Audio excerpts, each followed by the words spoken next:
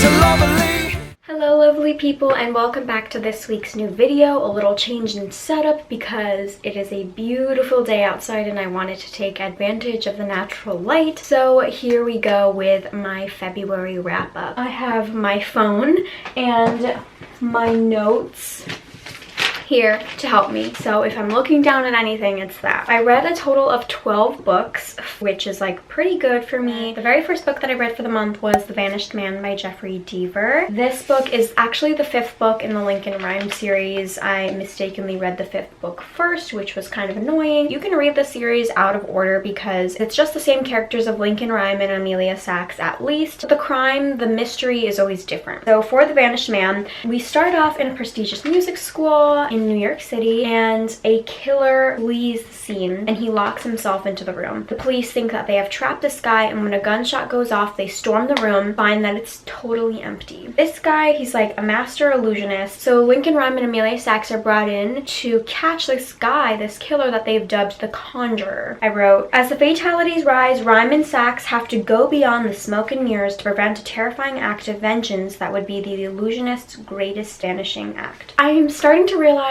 like, I really like reading the Lincoln Rhyme series, but the only thing is, I think that the first one was like the best one yet. I gave this book 4 stars. I have my little reading log here. The first book was just so impressive to me, and now this isn't to deter you from reading the series because I do really enjoy it. Like, I have the 6th book with me somewhere. I really enjoy the series, but there was just something about the first one that was so much of a wow factor. Now this book was really interesting because it was about a magician, which is in a world that I know a lot about, sprinkled in a little bit of the circus, and it was really interesting to read about and how these tricks can be used for deadly acts. You know, like these cops are being fooled all the time by the Conjurer because they have no idea how to, like, the world of magic. The next 3 books are going to be picture books. The first one that I read is Sulwe by Lupita and Nyong'o. This book is a little bit biographical. Little Sulwe is very dark, like midnight, and her family is more lighter than her, and her sister has this beautiful golden skin that she's so jealous of, and so every night she like prays to God and she's like, please give me lighter skin. I want to not be teased at school anymore. I want to be able to make friends, but nothing happens. She wakes up and she's like, same old Sulwe, and she gets really disappointed, and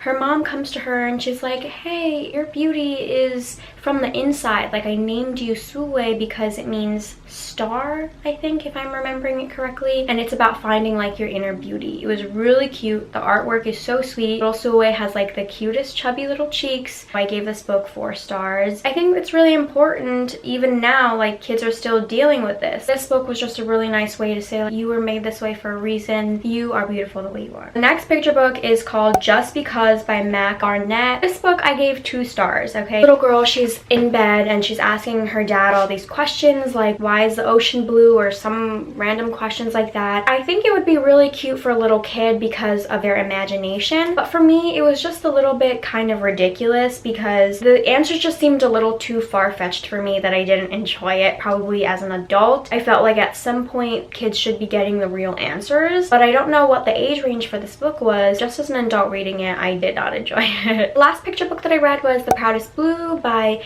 Ibtihaj Muhammad with S.K. Ali, and this book was also a little bit biographical. Ibtihaj Muhammad is a Olympic fencer, and she is the first woman to compete wearing the hijab, I believe. She's part of Team America, so she wanted to be able to tell her story of what it meant for her to wear the hijab, and it was so cute. This book too, I loved the artwork, and I loved the blue color throughout the whole book. Was just so beautiful. It's the first day of school, and for her older sister, it's the first day of her wearing the hijab to school. Ibtihaj is younger, so she's not wearing it yet, and she's watching her sister go through wearing the hijab. Now, her friends are very supportive about it, but of course there are some people who are bullying her about it and being really mean and teasing her, and she's watching this and she knows the beauty about wearing it and what it means to grow up and become a woman now. I think this book was also a really good message as well, because in America at least there's racist people and the whole Muslim ban thing. It's important to show there's this whole meaning behind it. Like, these people aren't bad people. And another thing, I think it was great for feminism to also recognize intersectionally that this doesn't mean that these women are oppressed, that they're being forced into wearing this. Like, there are different viewpoints that you must understand in why women choose to wear the headscarf. So I thought in that way it was a really important message, and I also gave this book 4 stars. Again, getting back into Lincoln Rhyme, I read Lincoln Rhyme series book number 4, The Stone Monkey. I believe I also gave this one 4 stars as well. This book followed this Chinese human smuggler who brings people from China into America. The police aren't after him because he's a human smuggler. Like, this guy is a killer, he's a rapist, he is a blackmailer, but he has like his hand in every pot. He has lots of high connections that he never gets caught. There are no photos of him to identify him, so they have no idea what he looks like, and he is just always managing to get out of jail because he has all these friends in high places. The point of this book was to capture this guy they called the Ghost, and this was also interesting and new for me because I had never read anything regarding humane trafficking, so I didn't know what it was like. Like, not that the book focused a lot about human trafficking,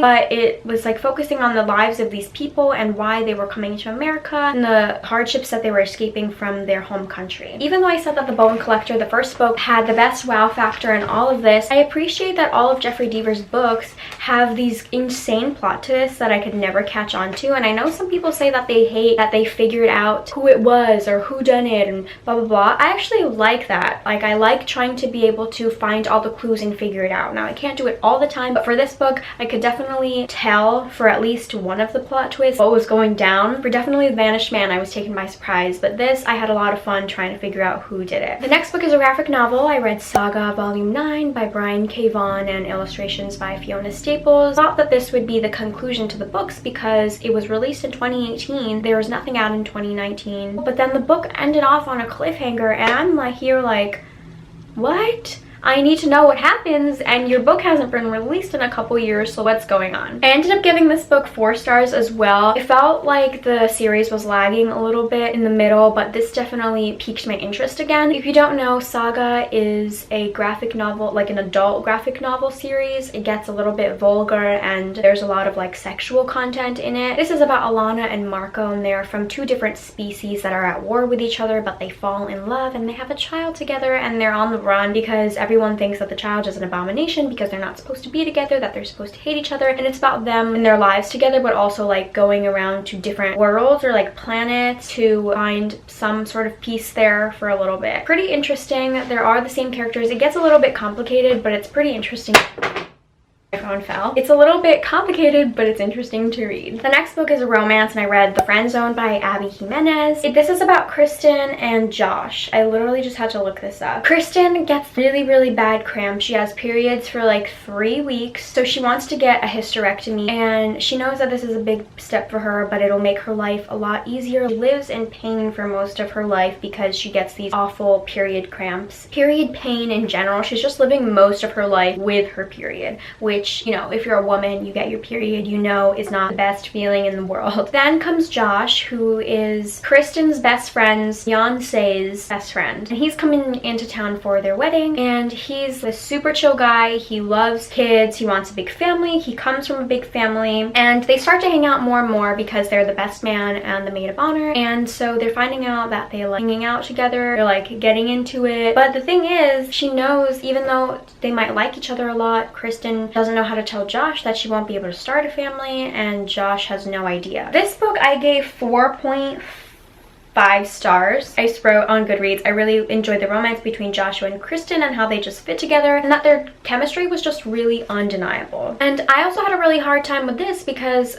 like Kristen, I don't know how I would choose between this guy that I'm falling in love with and could see myself choosing a life with, and having the hysterectomy and like wanting to have, not wanting to like have those kids for him, but knowing that this guy wants these kids, so I can't be with him for his sake because, you know, he wants this big family, and that's just not something I could provide for him. There were some issues that I had with this book that I get really spoilery, so I'm not going to say, but there was a plot twist that I didn't really like, and that was like kind of upsetting, and that's why I docked it that half star. I know that's not a lot, but I had problems with it. But overall, I just really liked Kristen and Joshua's dynamic. The next book I read is also also a romance, and because it was February and I wasn't reading enough, it's Christina Lauren's Twice in a Blue Moon. This book is about Tate and Sam, and they are both on vacation in London. Tate is like 18 or something, and she is actually the long lost daughter of this huge movie star, and nobody knows this, so she's hidden. She's like under a different name and everything. She meets Sam in London and they fall in love. You know, it's like puppy love, it's first love, and it's so sweet, and they just enjoy their time together. Then Sam betrays Tate, and she doesn't know if she can ever trust anyone again. 14 years later, Tate is now an up-and-coming actress, and she's on the set for this really big role, could get her Oscar nominated type of role, and Sam is there, and she is like, holy shit, I'm seeing you again for the first time. I haven't been able to trust men since, and here you are. How am I supposed to feel? So she's wondering, do we still have this connection? Is it worth, like, can things happen twice in a blue moon? I gave this book also 4 stars. I've been having a really hard time this year because I haven't had a single 5-star read, and like the pressure is building because I want the first 5-star read to be really good. This book was really cute. Like, I did feel like the Sam and Tate relationship was a little bit insta-lovey because it happened right away, but I know that they were really young and that they were literally on vacation. They like fell in love within like a week, which that's why it felt sort of insta-love. It was really cute, but it was just too fast-paced. The second half of this book was a lot better for me because it was split between their younger selves and then their now, like the present, their adult selves, and I really liked the media exposés and how they were showing how celebrities like deal with that. I don't know how legit that might be, but it was something more realistic that I could be like, okay, this sucks, like having paparazzi follow you around and shit. I really liked Sam and Tate, but the thing with Tate is that she's an up-and-coming actress, and this role was sort of thrown into her lap. Like, it was sort of handed to her on a silver platter, and that sort of annoyed me because she wasn't like a great actress. She had these mediocre roles that were just okay, and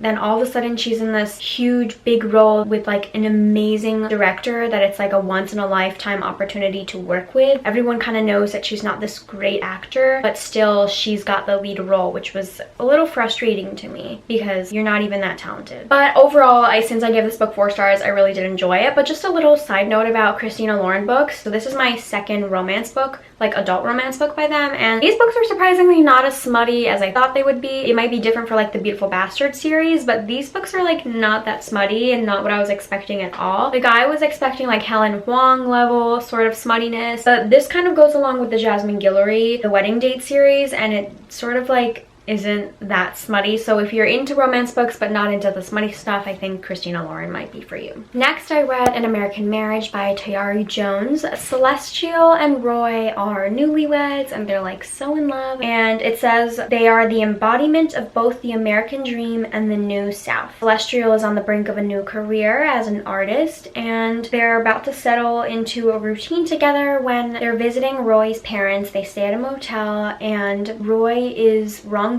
accused of rape and arrested. He was sentenced to jail for about 12 years, and Celestial is left there thinking, how am I supposed to move on from this? I just married this man, and yet here I am supposed to spend my honeymoon phase with him apart. So this book was written in sort of, it had some letters, it was told in different perspectives as well. The writing was just really beautiful and really eloquent and really smooth, and the pacing of it I think was done really well because it obviously takes place over the course of many years. Celestial has a best friend named Andre, and she is finding comfort in him while Roy is away. And so when Roy actually gets released from prison, she's caught between these two men that she loves, and she's not quite sure what to do. The book had a really melancholic tone, but it was really realistic, and I appreciated that because it wasn't like, oh my god, yes, happy ending, she chose this guy in the end, because it is hard to choose between Andre and Roy, and you feel like Celestial and you're stuck in a situation of not knowing what to do and wanting to stay with Roy because he was in prison and you don't want to leave this man behind, and yet your feelings are there for Andre as well. Andre is her childhood friend, so she feels this immense sort of love for him. It wasn't like depressing sad, like a little life type type of sad, but this was I don't know what to do with this, the secret history type of melancholic, and I really enjoyed it. I gave this book 3.5 stars, but 3.5 stars isn't like a bad rating at all. I hope Roy and Celestial are happy. I hope they have a good life, you know. I don't mean any of them ill will, no matter what happens. Like, I just wanted everyone to be okay in the end. Book number 10 is The Other People by CJ Tudor. This book I read for Books and Lala's new book club, the Literally Dead book club. She was hosting it with Gabby Reads. This was the February book. Thriller, obviously. Lala is a huge fan of thrillers, and as am I, so I knew that I had to join this book club. This man is driving home one day. He's late. Phone is dead. He has no way to contact his wife, and he's stuck in traffic, and he sees this car. He's like killing time looking at the bumper stickers, and then he sees his daughter's face. Now, this car isn't his wife's car. He doesn't know whose car this is, and yet his daughter is screaming, and she's like, "Daddy, help!" He goes home and finds that his wife and daughter are dead, and he is the prime suspect. So 3 years later, Gabe, this man, is still on the search. He lives out of his van, and he just goes at night, not sleeping, just searching for his daughter because he believes what he saw. And there's Fran, who actually knows what happened to Gabe's daughter. Of course, since Gabe is following all these leads, he finds something that makes him believe that he was right, that his daughter might possibly be out there, or she didn't die in the way that she did, and he knew what he saw in that car, and he finds out about other people. If you have lost a loved one, the other people want to help because they know what loss is like. They know what pain is like. They know what death is like. There's just one problem. They want other people to know it too. This book could have been really interesting. I liked that it was fast-paced because once I got started, I really just couldn't stop reading it. But the concept of the other people was so interesting, but I don't think that it was well done because it sort of just fell flat for me, and I gave this book 3 stars. It was kind of disappointing. It was like fun putting together all the pieces in my head, and they were coming together like a puzzle, but then at the end I just felt like something was missing and it wasn't enough. So I'm excited to see what Gabby and Lala have to say in the live show because I want to see how other people perceived this. The second to last book that I read is My Sister, the Serial Killer by Oyinkan Braithwaite. Corday has a younger sister named Ayoola, and everybody loves Ayoola. She's got this certain charm. She is petite, but like beautiful curves, and she just charms everyone. Like, everyone loves her. She's so beautiful. And then it's like, oh, and then there's Corday type of situation. So Corday is left always to take care of her sister's mess. Ayoola's third boyfriend is found dead, and Corday's the one that's always cleaning up the mess, and she's realizing that Ayoola might actually be freaking sociopath, and she might be a serial killer. Then Corday she works at a hospital as like a nurse, and Ayoola shows up one day to be like, "Hey sis, like let's go get lunch," and she lays her eyes on one of the doctors there that Corday likes, and what Ayoola wants, Ayoola gets. So she's really afraid that if she gets her hooks into this doctor, he gonna die. Okay, so this book was kind of funny. It was kind of comical. The chapters were really short, which is why it felt like it was really fast paced and like I could get through it really quickly. This book also takes place in Nigeria, so it was really interesting to see like the cultural differences there. But the thing is, I gave this book 3.5 stars. I just had a really hard time with the characters because Corday is not that likable, and of course Ayoola isn't either, because Corday is just sort of, she knows how annoying Ayoola can get, and she hates having to take up after her all the time. Like, the mom thinks that Ayoola is amazing. She praises her all the time, and she's like, "Corday, you need to take care of this girl." If Corday and Ayoola are together and Ayoola steals food at like the grocery store, Corday is the one that gets blamed because she's like, "Why did you let her go hungry?" Ayoola just never does any wrong. I just found it so annoying because Ayoola never understood that her actions were wrong, and that was just so frustrating to me, and that Corday was letting her get away with this. What's the word? She was enabling her. The last book that I read, I actually was gonna go to the library and return this. I need to go do that today before I wanted to film. So it's Children of Blood and Bone by Tomy Adeyemi. I finally got to reading this, and I'm really glad that I started a new fantasy series. Fantasy isn't something that I read a lot of, actually. I say, even though I'm reading Percy Jackson and I love the Harry Potter series, but I definitely might want to get into it more. Zelly is a diviner, I think. There used to be magic, but the monarchy there, the king decided, nah, fuck magic, we're going to get rid of it. He killed all of the Magi. They are the people with magic. Maji are being killed and Zelly is left without a mother, and like her and her family are in hard times because they were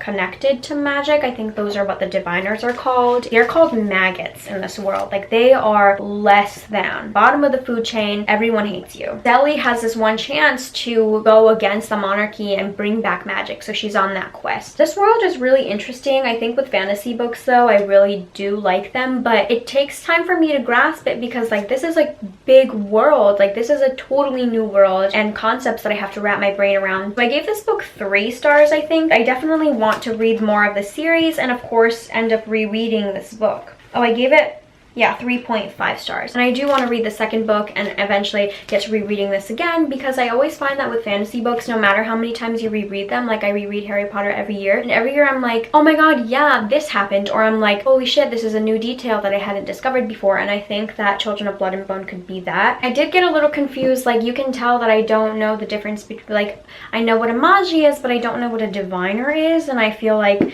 I could have done with like a glossary or something explaining everything. But there are different types of Maji. They have different clans. There's 1, 2, 3, 4, 5, 6, 7, 8, 9, 10 different ones that they explain for you, and they tell you what they're the Maji of, their Maji title, and their deity. And those are all 12 of the books that I read for the year. I hope that I can like get into March with a strong start in January. I didn't do a wrap up, but I read 13 books. I'm really excited. Like I really love how my logs are coming along in my bullet journal, because let's see, for January it looks like this. I decided I like the monochrome. For March I only started reading a little bit, obviously because it's like the beginning of March, but it looks like this. Oh yeah, for Children of Blood and Bone, I technically finished it March 1st, but I read the bulk of it in February, so I counted it, and that's why that one color is different, because February colors were red. Right now, as you heard, I'm reading Percy Jackson, the 5th book, The Last Olympian. I don't know where it is. Let me know what you guys are reading, how many books you read in February, what your goal for March is maybe, and I will see you guys in my next video. Thank you so much for watching. Bye!